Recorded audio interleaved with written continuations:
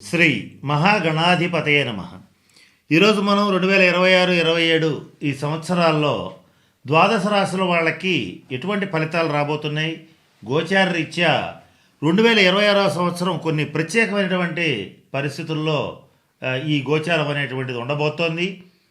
అదేంటి, దాని యొక్క ఫలితం ఎలా ఉండబోతోంది, ఇవి ద్వాదశ రాశుల వాళ్ళ మీద ఎటువంటి ఫలితాలు రాబోతున్నాయి, ఇవన్నీ కూడా మనం తెలుసుకోవడానికి ప్రయత్నం చేద్దాం.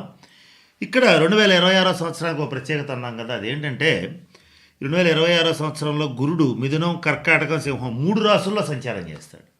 సాధారణంగా గోచార ఫలితాలు, సంవత్సర ఫలితాలు చెప్పేటప్పుడు ప్రధాన గ్రహాలైనటువంటి గురు, శని, రాహుకేతువుల యొక్క సంచారాన్ని మనం పరిగణనలోకి తీసుకుంటాం. అయితే గురువు సంచరించిన సంవత్సరానికి ఒక రాశి మాత్రమే సంచారం చేస్తాడు, లేదంటే 2 రాశుల్లో సంచారం చేస్తాడు. కానీ 26 సంవత్సరం ప్రత్యేకత ఏమిటంటే 3 రాశుల్లో ఈ 2026 సంవత్సరంలో గురుగ్రహ సంచారం జరుగుతోంది. దీంతో పాటుగా అతి ముఖ్యమైనది ఇంకోటి ఉంది.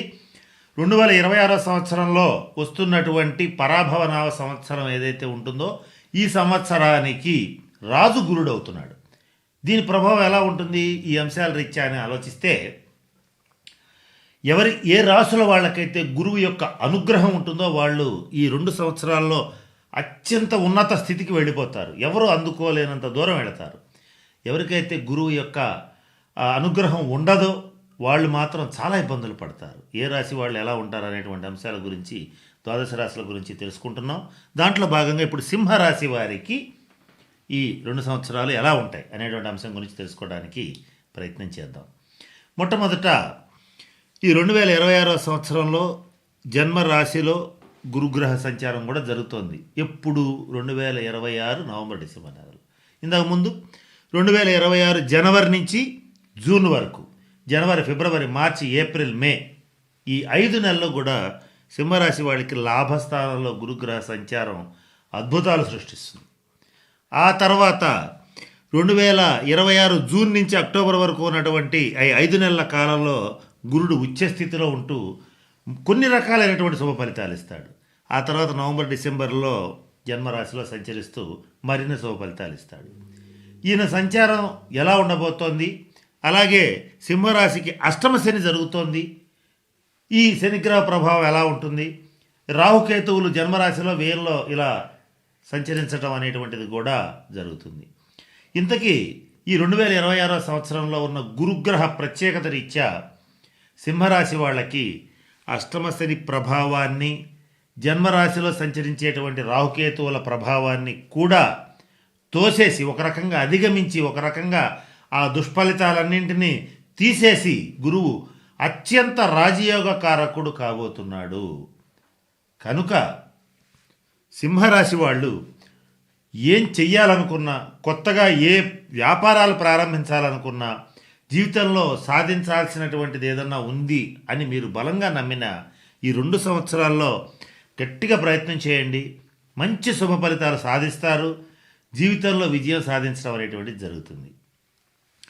దాదాపుగా శని, రాహుకేతువుల సంచార రీత్యా సింహరాశి వాళ్ళకి గత 7 సంవత్సరాలుగా అన్ని విషయాలు దగ్గర దాకా వచ్చి చివరిలో మిస్ అయిపోవటం, అలాగే ఎంత కష్టపడ్డా కూడా ఫలితం లేకపోవటం, సర్వసాధారణంగా సింహరాశి వాళ్ళకు ఉండేటువంటి పట్టుదల, ధైర్యం, ఆత్మవిశ్వాసం ఇవన్నీ కూడా కొంతకాలంగా ఎందుకు పనికిరాకుండా పోవటం, ఎందుకు పనికిరానటువంటి క్షుద్రమైనటువంటి వ్యక్తుల చేతిలో కొంతకాలం పాటు ఓడిపోవటం, అవమానించబడటం, ఇబ్బందులు పడటం ఇలాంటివి అనేకం జరిగినాయి. వాటన్నింటి నుంచి ఈ 2 సంవత్సరాల్లో సింహరాశి వాళ్ళు అత్యంత ఉచ్చస్థితికి వెళ్ళడం అనేటువంటిది జరిగి తీరుతుంది. ఇక్కడ సరే, ఇక ఏ నెలలో ఎలా ఉంటారనేటువంటిది కూడా ఒకసారి గమనిద్దాం. 26 జనవరి నుంచి జూన్ వరకు, అంటే జనవరి, ఫిబ్రవరి, మార్చి, ఏప్రిల్, మే ఈ కాలంలో గురుడు లాభరాశిలో సంచరించడం వల్ల ఈ జ్యేష్ఠ భ్రాత రీత్యా, అంటే జ్యేష్ఠ భ్రాత యొక్క మంచి సంపూర్ణ సహాయ సహకారాలు పొందగలుగుతారు. దేశ విదేశాల్లో ఉన్నటువంటి బంధువులు కానీ, మిత్రులు కానీ, ముఖ్యంగా సోదర వర్గం నుంచి, అంటే అక్కచెల్లెళ్ళు కానీ, అన్నదమ్ములు కానీ వాళ్ళ రీత్యా మంచి సంపూర్ణ సహాయ సహకారాలు లభించటం, సమాజంలో పేరు ప్రతిష్టలు ఉన్నటువంటి వ్యక్తులు మీ వెనకే ఉండటం, మీకు అండకాగటం, మిమ్మల్ని ప్రమోట్ చేయటం, సమాజంలో మీకు గుర్తింపు తీసుకురావటం, ఇటువంటి అనేక శుభ పరిణామాలు జరుగుతాయి. వీటితో పాటుగా సంతానపరమైనటువంటి పురోగతి, మీ సంతానం కొన్ని నిర్దిష్టమైన లక్ష్యాలని సాధించటం, వాళ్ళు అలా సాధించేలాగా మీరు వాళ్ళని ప్రోత్సహించటం, వాళ్ళ కోసం మీరు కష్టపడటం, మీరు పడ్డ కష్టానికి ఫలితం రావటం, ఇవన్నీ కూడా ఈ సంవత్సరంలో జరగబోతున్నాయి. తర్వాత 2026 June, July, August, September, October వరకు ఉన్నటువంటి టైంలో గురుడు రాజయ్యి కర్కాటక రాశిలో ఉచ్చస్థానంలో సంచరిస్తాడు. దీనివల్ల ఏం జరుగుతుందంటే సంతానపరమైన పురోగతి, శుభకార్యాల నిమిత్తం ఖర్చులు చేయటం, పుణ్యక్షేత్ర సందర్శన, అలాగే సమాజంలో అత్యంత పేరు ప్రతిష్టలు పొందినటువంటి వ్యక్తులు మీకోసం అండగా నిలబడటం, కోర్టు కేసుల నుంచి బయటపడటం, అలాగే రుణాలు తీర్చుకోగలగటం, ఆర్థికంగా అభివృద్ధి సాధించటం, ఎవరైతే కొంత మంత్ర సాధన చేసేటువంటి వాళ్ళు ఉంటారో వాళ్ళకి ఇష్టదేవత దర్శనం కలగటం, ఇవన్నీ కూడా జరుగుతాయి. ఇటువంటి మంచి శుభ ఫలితాలు ఉంటాయి. ఆ తర్వాత నవంబర్, డిసెంబర్ నెలలకు వచ్చేటప్పటికి సింహరాశి వాళ్ళకి ఎవరైతే అవివాహితులు ఉంటారో వాళ్ళకి వివాహం జరగటం, మంచి సంబంధాలు రావటం, విదేశీ ప్రయాణం చేయటం ఈ 2026 సంవత్సరంలో, అలాగే ఉద్యోగస్తులైతే ప్రమోషన్స్తో కూడినటువంటి ట్రాన్స్ఫర్స్ రావటం, వ్యాపారస్తులైతే వ్యాపారంలో ఇబ్బడి ముబ్బడిగా లాభాలు సంపాదించుకోగలగటం, సువర్ణాభరణ ప్రాప్తి, అలాగే విలువైనటువంటి వస్తువులను కొనుగోలు చేయటం, గృహప్రాప్తి, వాహన ప్రాప్తి, అలాగే అంటే మంచి గృహం ఏర్పరచుకోవటం, మంచి వాహనం కొనుగోలు చేయటం, ఇటువంటి అనేక శుభ ఫలితాలు కలుగుతాయి. ఇన్ని శుభ ఫలితాలు గురుడిస్తున్నాడు మీకు. కానీ అప్పుడప్పుడు రాహుకేతువుల యొక్క సంచార రీత్యా చేసేటువంటి పనుల్లో సడన్గా బ్రేక్స్ పడుతుంటాయి. అంటే చక్కగా సాగిపోతున్నటువంటి వ్యాపారంలో ఒక తుఫాన్లాగా వస్తూ ఉంటుంది. అలాగే అష్టమ స్థాన శని సంచారం వల్ల మీరు చాలా కష్టపడుతూ ఉంటారు. సహజంగానే మీరు ఎంత కష్టమైనా చేయగలుగుతారు. సాధించాలి అనుకుంటే ఎంత దూరమైనా వెళ్ళేటువంటి మనస్తత్వం ఉన్నటువంటి సింహరాశి వాళ్ళకి ఈ అష్టమ శని సంచారం మానసికంగా ఒక రకమైన వేదనని మిగులుస్తుంది. అన్నీ సాధించినా కూడా వెలితి ఏర్పడుతూ ఉంటుంది. ఇటువంటి వాటి నుంచి తప్పించుకోవడానికి శని రాహుకేతువులకు సంబంధించినటువంటి పరిహారాలని పాటించండి. ఇంకా 2 ముఖ్యమైన విషయాలు మీకు చెప్పాలి. ఈ 2026-27లో గురువు ఇంత అనుకూలిస్తున్నాడు కనుక మీరు కొన్ని జాగ్రత్తలు పాటిస్తే మరిన్ని ఫలితాలు ఉంటాయి.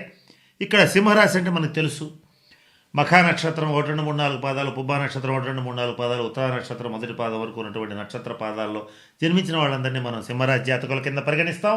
ఈ నక్షత్రాలు కూడా గుర్తుపెట్టుకోండి.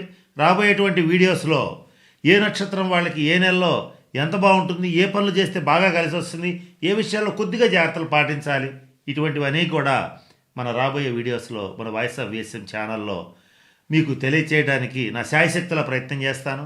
అలాగే మన ఇన్స్టాగ్రామ్ పేజ్ కూడా ఫాలో అవ్వండి. ఎప్పటికప్పుడు మీకు రెమెడీస్ అందించడానికి ప్రయత్నం చేస్తాను.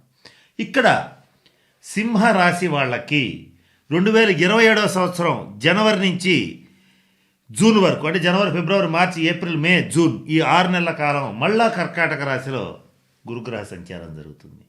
అంటే గురుడు రాజై ఉచ్చస్థానంలో ఉండి సింహరాశికి కోణాధిపతి అయి అనేక శుభ ఫలితాలు ఇస్తూ ఉంటాడు. కనుక ఇటువంటివన్నీ కూడా మంచి ప్లస్ పాయింట్. ఈ 2 సంవత్సరాల్లో దాదాపుగా 11 నెలల కాలం పాటు గురువు యొక్క అనుగ్రహం సింహరాశి మీద సంపూర్ణంగా ఉంటుంది. కనుక ఈ సింహరాశి వాళ్ళు ఏం చేయాలనుకున్న ఈ 2 సంవత్సరాల్లో నిరాటకంగా ధైర్యంగా చేయండి, చక్కటి శుభ ఫలితాలు ఉంటాయి. కాకపోతే కొన్ని జాగ్రత్తలు పాటించాలని చెప్పాం. అదేంటంటే మొట్టమొదట అతి కోపం అనర్థదాయకం. తన కోపమే తన శత్రువు. శత్రువుని తక్కువగా అంచనా వేయటం. అలాగే ఈ సింహరాశి వాళ్ళు ఒక రకంగా చెప్పాలి అని అంటే పొగడ్తలకైతే పొంగిపోతారు కానీ విమర్శలకు మాత్రం తట్టుకోలేరు. మీలో ఈ ప్రాబ్లం ఉందని చెప్తే ఒక రకంగా అతన్ని శత్రువులాగా చూస్తూ ఉంటారు. ఈ లక్షణాన్ని కాస్త ప్రయత్నపూర్వకంగా మానుకోండి. మీరు చేసేటువంటి వృత్తి కానీ, వ్యాపారం కానీ, ఉద్యోగం కానీ మీరు చెయ్యాలనుకుంటే ఎంత స్థితికైనా వెళ్తారు కానీ చేసేటువంటి పనిలో కొంచెం అసంతృప్తికి గురైనా కూడా ఆ పని అర్ధాంతరంగా వదిలిపెట్టి వెళ్ళిపోతారు. ఇటువంటి టైము, ఇటువంటి పరిస్థితి నేను చెప్పిన ఈ సంవత్సరాల్లో కొన్ని నెలల్లో మీకు వస్తుంది. ఈ శనిగ్రహ ప్రభావం, అష్టమ శని రాహుకేతువుల ప్రభావం వల్ల వస్తుంది. అటువంటి సమయంలో శని రాహుకేతువులకు సంబంధించిన పరిహారాలు చేసుకుని జాగ్రత్త పడండి. కానీ బాగా డెవలప్ అవుతున్న టైంలో అర్ధాంతరంగా వదిలేసిపోకూడదు. ఇది ముఖ్యంగా సింహరాశి వాళ్ళకి ఈ 2 సంవత్సరాల్లో చెప్పదగినటువంటి ముఖ్యమైన సూచన. ఏది ఏమైనప్పటికీ సహజ శుభగ్రహమైనటువంటి గురుడు ఈ దుష్టగ్రహ ప్రభావాల్ని బుల్డోజ్ చేసి, అంటే ఒక రకంగా అధిగమించి మరీ మీకు శుభ ఫలితాలు ఇవ్వబోతున్నాడు కనుక ఆ కొద్దిపాటి ఇబ్బందుల్ని వ్యక్తిగత జన్మజాతక రీత్యా తగిన శాంతి పరిహార క్రియలు పాటించి చక్కగా సింహరాశి వాళ్ళందరూ అష్టైశ్వర్యాలతో భోగభాగ్యాలతో ఉంటారని మనస్ఫూర్తిగా పరమేశ్వరుని ప్రార్థిస్తూ సెలవు తీసుకుంటున్నాను. స్వస్తి.